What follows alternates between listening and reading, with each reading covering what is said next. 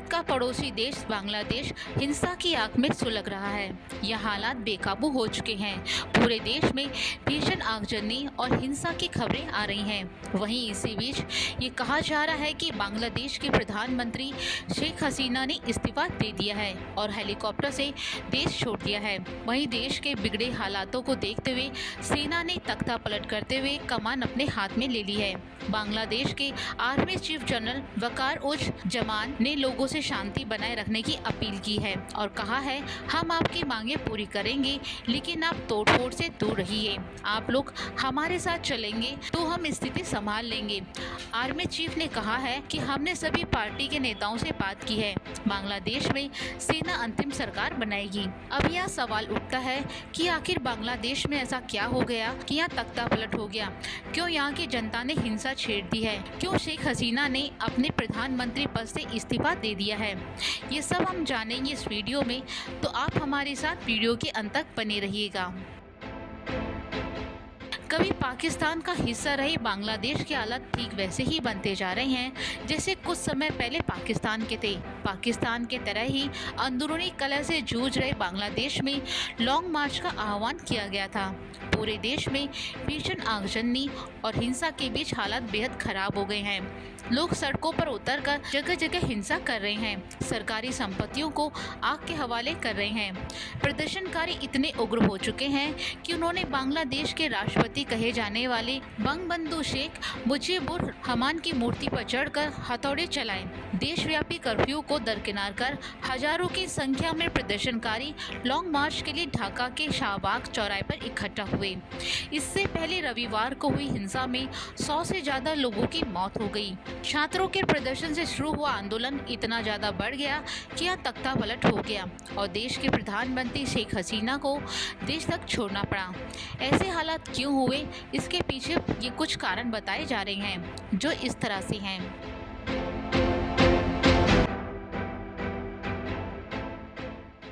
बांग्लादेश में सरकारी नौकरियों में आरक्षण को लेकर छात्रों ने विरोध प्रदर्शन किया था। ये प्रदर्शन देखते ही देखते हिंसक हो गया। विवाद उस 30% आरक्षण को लेकर है जो स्वतंत्रता सेनानियों के वंशजों को दिया जा रहा है। छात्रों का आरोप है कि मेरिट के आधार पर सरकारी नौकरियां नहीं दी जा रही। सरकार अपने समर्थकों को आरक्षण देने के पक्ष में है। बांग्लादेश में आरक्षण को लेकर हुए छात्र आंदोलन में विपक्ष दल भी फ्रंट फुट पर आ गया। विपक्ष ने शेख हसीना सरकार के खिलाफ व्यापक विरोध किया। विपक्ष पार्टी बांग्लादेश नेशनलिस्ट पार्टी ने खालिदा जिया के नेतृत्व में लाखों लोगों की भीड़ जुटाकर शेख हसीना की कुर्सी को हिला दिया। विपक्ष ने हसीना से इस्तीफे की मांग की। सरकार भी विपक्ष के विरोध का सामना करने में विफल रही।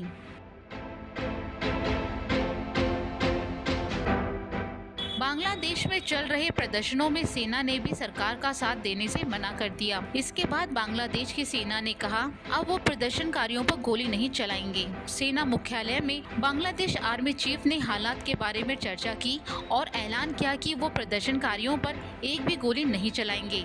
इस बयान के बाद सेना का प्रदर्शनकारियों के लिए सॉफ्ट कॉर्नर नजर आया।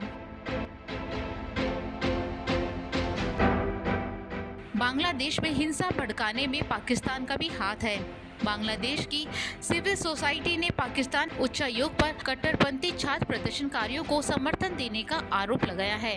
पाकिस्तान अंदरखाने छात्रों को समर्थन के जरिए बांग्लादेश के आंतरिक मामलों में हस्तक्षेप कर रहा है। कुछ रिपोर्ट में खुलासा हुआ है, पाकिस्तान मिशन पाकिस्तान समर्थक जमात से जुड़े छात्र प्रदर्शनकारियों के एक वर्ग के संपर्क में है जो बांग्लादेश में प्रतिबंधित है। हसीना सरकार ने हाल ही में जमात इस्लामी, इसकी एक छात्र शाखा और इससे जुड़े अन्य संगठनों पर प्रतिबंध लगा दिया था। ये कदम बांग्लादेश में कई सप्ताह तक चले हिंसक विरोध प्रदर्शन के बाद उठाया गया था। कहा जा रहा है, सरकार की इस कार्रवाई के बाद ये संगठन शेख हसीना सरकार के खिलाफ सड़कों पर उतर आए।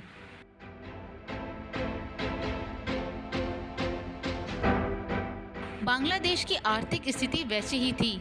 वहीं इस आंदोलन से इसे और झटका लगा है। वहाँ तेजी से बेरोजगारी बढ़ रही है। शेख हसीना लंबे समय से बांग्लादेश की सत्ता पर काबिज है। हाल ही में वो फिर से बांग्लादेश की पीएम बनी तो बेरोजगार छात्रों में गुस्सा बढ़ गया।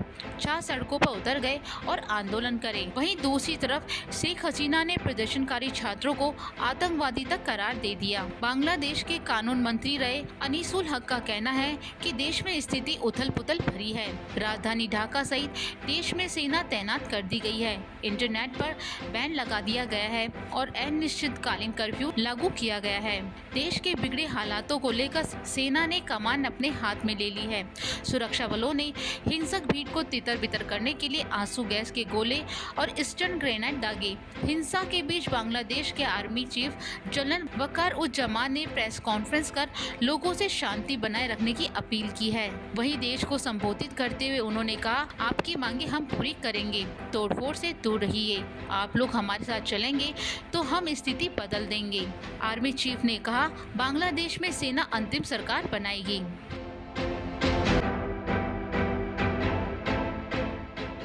बांग्लादेश में हिंसा को देखते हुए भारत सरकार ने भारतीय नागरिकों को पड़ोसी देश की यात्रा नहीं करने के लिए एडवाइजरी जारी की है।